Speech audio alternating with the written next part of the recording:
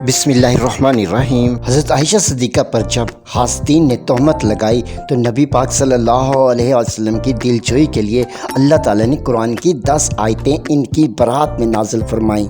हज़रत आयशा सिद्दीक़ा की बात के सिलसिले में जब तोहमत लगाने वालों ने इन पर तोहमत लगाई और इन रावियों में से हर एक ने वाक़े का एक एक हिस्सा बयान किया कि हज़रत आयशा सिद्दीक़ा ने बताया, फिर मैं रोते रोते अपने बिस्तर पर लेट गई और मुझे यकीन था कि जब मैं इस तोहमत से बरी हूँ तो अल्लाह ताला मेरी बरात करेगा, लेकिन वल्लाह इसका मुझे गुमान तक न था कि मेरे बारे में कुरान पाक की आयत नाज़िल होंगी जिनकी क़यामत तक तलावत की जाएगी। और मेरे ख़्याल में मेरी हैसियत इससे बहुत कम थी कि अल्लाह ताला पाक कलाम नाज़िल फरमाए जिसकी तलावत हो, और अल्लाह ताला ने सूरह नूर की आयत नाज़िल फरमाई।